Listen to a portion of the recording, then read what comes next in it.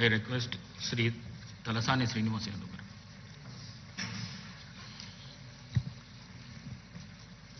అధ్యక్ష,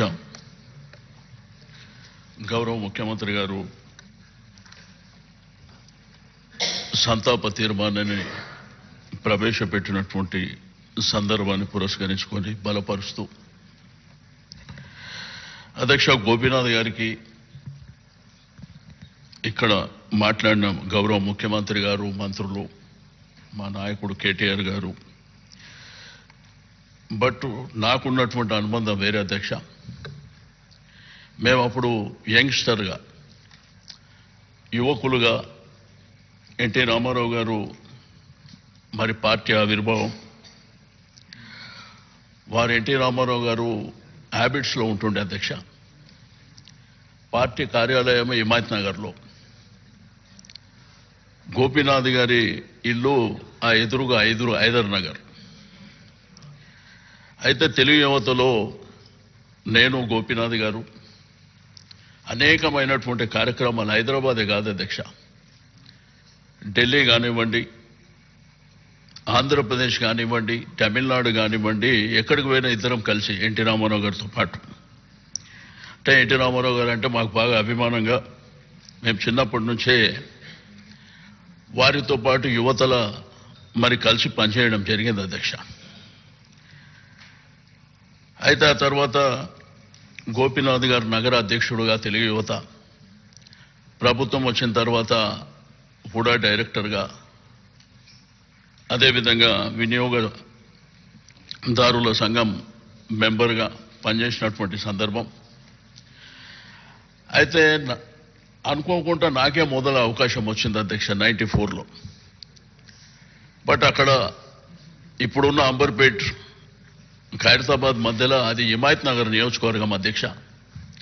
బట్ అక్కడ ఉన్నటువంటి పరిస్థితులు అనుకూలంగా లేకపోవడం మూలన మరి అక్కడ నాకు అవకాశం అక్కడ సికింద్రాబాద్లో రావడం, తర్వాత నేను గోపి కూర్చొని మాట్లాడుకున్న తర్వాత సరే దేవుడు ఉన్నాడు, భవిష్యత్తు ఉంది, పార్టీ ఉంది, మన అన్నగారు ఉన్నారని ఆ తర్వాత జూబ్లీహిల్స్కు వారు షిఫ్ట్ కావడం, ఆ తర్వాత ఎన్టీ రామారావు గారు మరణించిన తర్వాత చంద్రబాబు నాయుడు గారి నాయకత్వంలో మేము పనిచేయడం,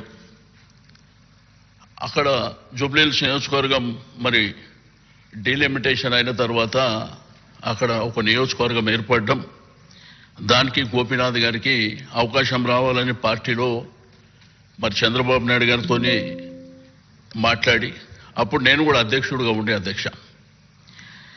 ఆ తర్వాత నేను అప్పటికే 3 సార్లు శాసనసభ్యునిగా ఉన్నా కాబట్టి నా సనత్ నగర్ తర్వాత 2014లో మా 2 కాన్స్టిట్యున్సీలు బార్డర్ అధ్యక్ష. నేను సికింద్రాబాద్ నుంచి ఇక్కడ షిఫ్ట్ అయినా, గోపి జూబ్లీహిల్స్. నా నియోజకవర్గం కంటే ఎక్కువ నేను జూబ్లీహిల్స్ తిరిగిన అధ్యక్ష. ఎందుకంటే నాకు ఎప్పుడో 15-20 ఏళ్ల కింద అవకాశం వచ్చింది, తోటి యువకులం ఇద్దరమే, కానీ గోపికి ఫస్ట్ టైం అవకాశం వచ్చిందని ఇక బోరబండ, ఈసుగూడ, రైమత్ నగర్, ఎర్రగడ్డ, షేక్పేట్, వెంగళరావు నగర్, జూబ్లీహిల్స్లో ఉన్నటువంటి స్లమ్స్, నేను ఎట్టి పరిస్థితుల్లో గోపి గెలవాలనేటువంటి సంకల్పంతో పనిచేసినాం అధ్యక్ష.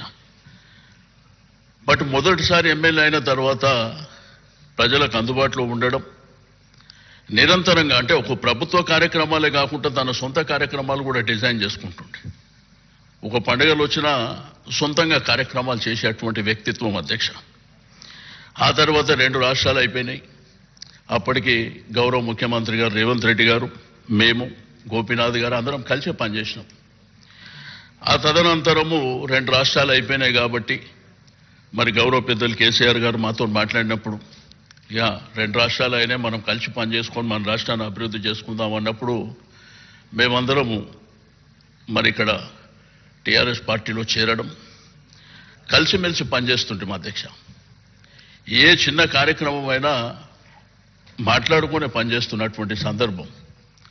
బట్ అన్ఫార్చునేట్ ఏంటంటే తన ఆరోగ్యం అనేది ఇంత తీవ్రంగా ఉంటుంది, తను ఇంత చిన్న వయసులోనే మనం కోల్పోతాం అనేటువంటిది కలలో కూడా ఊహించలే అధ్యక్ష. చనిపోయే ముందు 25వ తారీఖు నాడు మా తమ్ముడి డిన్నర్ ఉంటే నాకు ఫోన్ చేసి ఉదయమే ఇంటికి వచ్చి ఇద్దరం కూర్చొని ఒక గంట సేపు మాట్లాడుకున్న తర్వాత తన విషయాలు నాతో షేర్ చేసుకున్న తర్వాత నేను చెప్పిన రేపు డిన్నర్ అయినాక నేను ఆస్ట్రేలియా పోతున్నా, వచ్చిన తర్వాత కూర్చొని మాట్లాడుకొని ఇబ్బందులు లేకుండా చూసుకుందామంటే అనుకోకుండా మరి వారు మరణించడం నిజంగా అధ్యక్ష, మరి అది దేవుడు, జననం మరణం అనేది మన సర్వసాధారణమైనప్పటికీ పేదలు ప్రేమించేటువంటి, ప్రజలు ప్రేమించేటువంటి ఒక గొప్ప నాయకుడిని కోల్పోవడం అనేది చాలా బాధాకరమైనటువంటి అంశం అధ్యక్ష. బట్ మన నిండు శాసనసభలోనే 2014 నుంచి కంటిన్యూగా అధ్యక్ష,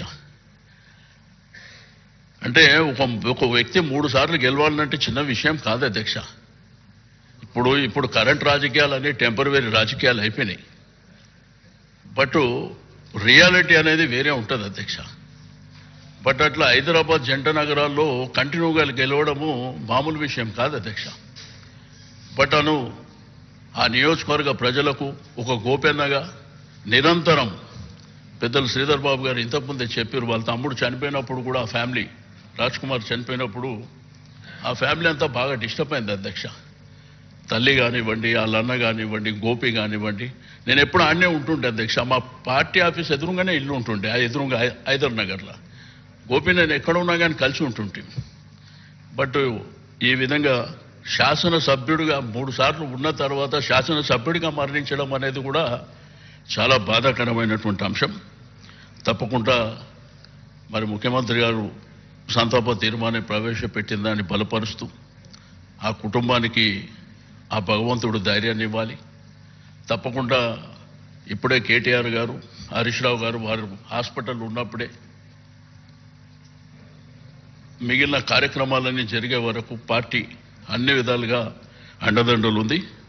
తప్పకుండా ఆ జూబ్లీహిల్స్ నియోజకవర్గ ప్రజలకు మీ గోపన్నని ఎట్లయితే మీ గోపన్న, మా గోపన్న, మనందరి గోపన్నను కోల్పోయినామో వారు చిరస్థాయిగా ఆ జూబ్లీహిల్స్ నియోజకవర్గ ప్రజలకు గుండెల్లో ఉండే విధంగా మేము కార్యక్రమాలను కూడా తీసుకుంటామని చెప్పి నేను ఈ సందర్భంగా తెలియజేస్తూ నాకు ఇచ్చిన అవకాశానికి ధన్యవాదాలు అధ్యక్ష.